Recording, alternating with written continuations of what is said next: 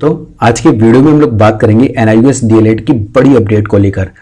जब से NIUS DElEd का जो रेट है वो सुप्रीम कोर्ट से डिस्पोज्ड किया गया है, तभी से एनआईयूएस डीएलएड के छात्र काफ़ी डिप्रेशन में दिख रहे हैं और काफ़ी परेशान हैं अपनी वैलिडिटी को लेकर और फ्रेश रिक्रूटमेंट में आवेदन ना करने को लेकर। एनआईयूएस डीएलएड के जितने भी छात्र हैं उनकी लगातार मैसेज के माध्यम से प्रश्न आ रहे हैं और वो पूछना चाह रहे हैं कि सर एनआईयूएस डीएलएड की गजट प्रकाशन को लेकर अभी क्या अपडेट निकल कर आ रही है। देन सेकेंड पॉइंट जो पूछा जा रहा है छात्रों की तरफ से वो यह है कि एनसीटी का क्या नोटिफिकेशन जारी किया गया है अभी हाल ही के दिनों में एनआईयूएस डीएलएड के रिगार्डिंग, तो उस पर भी बात करेंगे। और थर्ड पॉइंट में बात करेंगे कि एनआईयूएस डीएलएड के केस को लेकर अभी क्या प्लानिंग बन रही है और आगे की क्या रणनीति होने वाली है एनआईयूएस डीएलएड की वैलिडिटी को लेकर। तो कम समय में पॉइंट टू पॉइंट बात करेंगे। अगर आप चैनल पर नए हैं तो इस YouTube channel the GSB academy को सब्सक्राइब जरूर कर लें। वीडियो को लाइक करना बिल्कुल भी ना भूलें, अभी के अभी लाइक करें और इस वीडियो को पूरा अंत तक जरूर देखें। तो सबसे पहले तो हम लोग इसी पॉइंट पर बात कर लेते हैं कि एनसीटी ने अभी हाल ही में क्या नोटिफिकेशन जारी किया है एनआईयूएस डीएलएड के रिगार्डिंग। तो एनसीटी ने अपने नोटिफिकेशन में बताया है कि जो एनआईयूएस डीएलएड का प्रोग्राम था वो 2017 से 2019 के मध्य कराया गया और ये एनआईयूएस डीएलएड का जो प्रोग्राम था वो वन विंडो प्रोग्राम था। इनका एनसीटी में जो नोटिफिकेशन में लिखा है वो मैं आपको बता रहा हूँ, वन विंडो प्रोग्राम था। और साथ ही साथ केंद्र सरकार की एक योजना ये भी थी कि जितने भी भारत के राज्यों में जितने भी अनट्रेंड टीचर हैं उनको ट्रेंड किया जाए 31 मार्च 2019 तक। उनकी डेडलाइन थी कि सभी टीचरों को ट्रेंड किया जाए जो भी 12th पास करके टीचिंग कर रहे हैं प्राइवेट में या फिर गवर्नमेंट में या गवर्नमेंट एडेड में, तो उनको नियोजित किया जाए और उन्हें ट्रेंड बनाया जाए। तो ये सरकार की प्लानिंग थी, ये वन विंडो कार्यक्रम था। और इसको लेकर जब गजट प्रकाशन की बात आती है इसी नोटिफिकेशन में जो लिखा है, तो इसका गजट प्रकाशन एनआईयूएस डीएलएड का नहीं कराया गया। इसको लेकर लगभग आज 14 लाख छात्र परेशान हैं क्योंकि एनआईयूएस डीएलएड की गजट प्रकाशन न होने के कारण ही सुप्रीम कोर्ट में जो फैसला सुनाया गया एनआईयूएस डीएलएड के खिलाफ वो वहाँ पॉइंट करता है कि एनआईयूएस डीएलएड का गजट प्रकाशन नहीं किया गया। अगर गजट प्रकाशन किया जाता तो शायद ये दिन एनआईयूएस डीएलएड के 14 लाख छात्रों को देखना नहीं पड़ता क्योंकि वो फ्रेश रिक्रूटमेंट में अप्लाई कर सकते थे।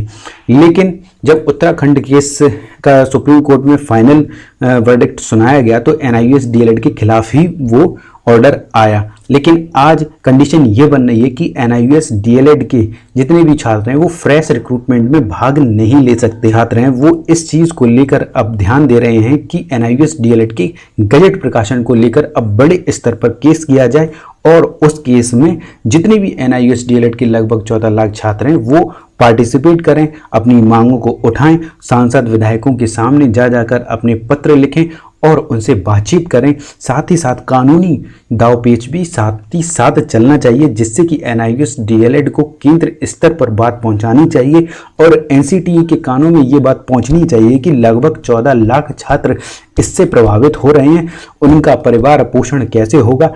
उन्होंने भी अपना टाइम समय दिया है, इसलिए एनआईयूएस डीएलएड के छात्रों को कम से कम फ्रेश रिक्रूटमेंट में तो आवेदन मिलना ही चाहिए क्योंकि एनआईयूएस डीएलएड का जो फ्रेश रिक्रूटमेंट वाली बात है वो जब पटना हाई कोर्ट में केस हुआ था तभी एनसीटी ने ये बोला था सभी राज्यों को लेटर जारी करके कि एनआईयूएस डीएलएड रिक्रूटमेंट में आवेदन करने के लिए मान्य है। लेकिन जब से उत्तराखंड वाले केस का फाइनल वर्डिक्ट आया तभी से ही एनसीटी भी यू टर्न मार चुका है और जैसे कि उसने बीएड वाले केस में भी यू टर्न मार लिया था, इसी तरीके से एनसीटी किसी की सगी नहीं है। एनसीटीई अगर चाहे तो कल ही एनआईयूएस डीएलएड का गजट प्रकाशन प्रकाशित हो जाए, लेकिन वो ऐसा क्यों नहीं चाह रही है वो केंद्र सरकार पर डिपेंड करता है कि केंद्र सरकार आखिर क्या चाहती है। जब तक केंद्र सरकार पर प्रेशर नहीं बनेगा, जब तक केंद्र सरकार के जो मंत्री हैं उन तक बात नहीं पहुंचेगी, तब तक एनआईयूएस डीएलएड का कुछ होने वाला नहीं है।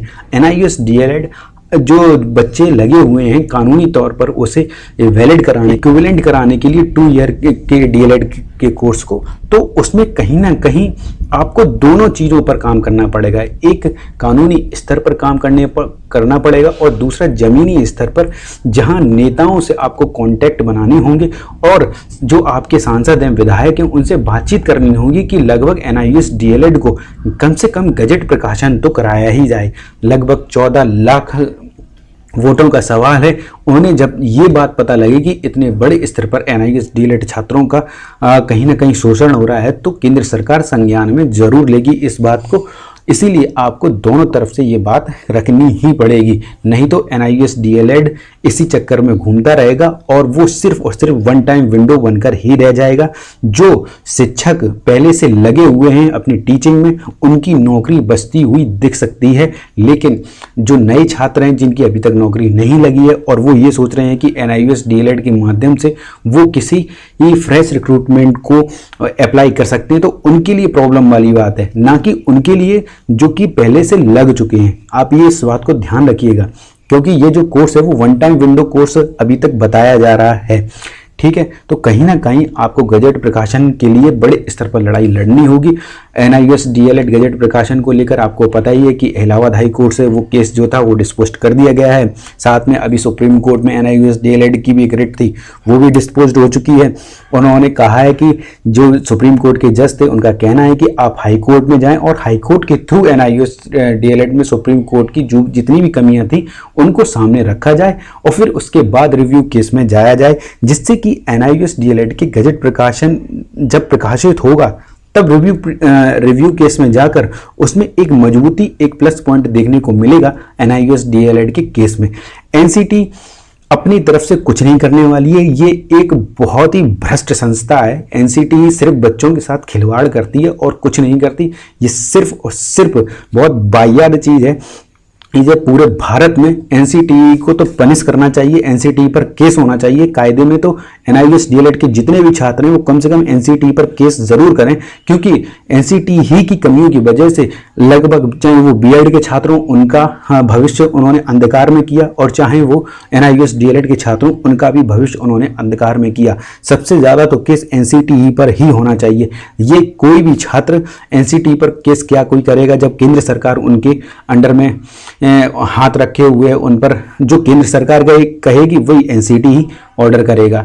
सब एक दूसरे से चैन में मिले हुए हैं, इसीलिए आप लोगों को कानूनी स्तर पे बड़े स्तर पे लड़ाई लड़नी होगी, तभी आप जीत सकते हैं, नहीं तो सब केंद्र सरकार के हाथों की पुतली बने हुए हैं। NIOS DLED क्या वैलिड रहेगा या नहीं रहेगा ये तो आने वाले दिनों में स्पष्ट होगा, लेकिन जो NIOS DLED उन छात्रों के लिए तो अच्छा है, पॉजिटिव है कि जो पहले से जॉब कर रहे थे गवर्नमेंट जॉब और वो लग चुके हैं सुप्रीम कोर्ट के फाइनल वर्डिक्ट आने से पहले, तो उनके लिए तो सही है, उनके लिए वैलिड रहेगा। लेकिन फ्रेश रिक्रूटमेंट के लिए बच्चों जो परेशान हो रहे हैं एक्चुअली में, जो जिन्होंने फंडिंग की है इतने बड़े स्तर पर, लगभग 50-50, 60-60 लाख की फंडिंग बताई जा रही है, तो उनका क्या, उनके उस सर्टिफिकेट का क्या वो कागज हो जाएगा, क्या वो रद्दी का कागज हो जाएगा? NIOS DLED की गजट प्रकाशन को लेकर कहीं ना कहीं बड़े स्तर पर एक प्लानिंग बनानी पड़ेगी। NIOS DLED के जितने राज्यों के प्रदेश अध्यक्ष हैं उन सभी को एक साथ आना पड़ेगा, जिससे कि NIOS DLED के छात्रों की शक्ति विघटित ना हो, विद्रोह ना हो, उसमें कोई सेंध ना ला सके। सबसे बड़ी कमी तो ये रही NIOS DLED का केस ना जीतने के, उसका एक मेन कारण यही है कि हर इंसान अपने अहम में है, चाहे वो कोई भी हो। NIOS DLED के जितने भी प्रदेश अध्यक्ष हैं वो कहीं ना कहीं अपने अहम में हैं, वो एक दूसरे के मिलकर आगे नहीं बढ़ना चाहते, सब एक दूसरे पे आरोप प्रत्यारोप लगा रहे हैं। अगर यही केस अगर मिल के लड़ा जाता, स्टेप बाय स्टेप चला जाता, तो बड़े स्तर पर फंडिंग भी होती, बड़े स्तर पर छात्र साथ में आते और बड़े स्तर पर आपको आंदोलन भी देखने को मिलता दिल्ली में। लेकिन ऐसा नहीं हुआ, क्योंकि सब अपने अपने खाने में लगे हुए हैं, सबने अपनी अपनी अच्छे से कमाई कर ली है। सिर्फ जो शोषण हो रहा है वो NIOS DLED के 14 लाख छात्रों का शोषण हो रहा है और कुछ नहीं हो रहा है। इस वजह से अगर इसमें कोई भी लेटेस्ट अपडेट अगर आगे आती है, ऑथेंटिक लेटेस्ट अपडेट आपको जो भी ये अपडेट आएगी NIOS DLED से रिलेटेड, वो आपको द GSB एकेडमी के यूट्यूब चैनल के माध्यम से सबसे पहले प्रोवाइड कराई जाएगी। इसीलिए आप द GSB एकेडमी के यूट्यूब चैनल को सब्सक्राइब जरूर कर लें अभी के अभी, और इस वीडियो को ज़्यादा से ज़्यादा अपने व्हाट्सएप ग्रुप में और टेलीग्राम ग्रुप में शेयर जरूर करें, जिससे कि NIOS DLED के छात्रों को लगभग एक सच्चाई तो पता लग सके कि एग्जैक्टली आखिर चल क्या रहा है NIOS DLED के केस में।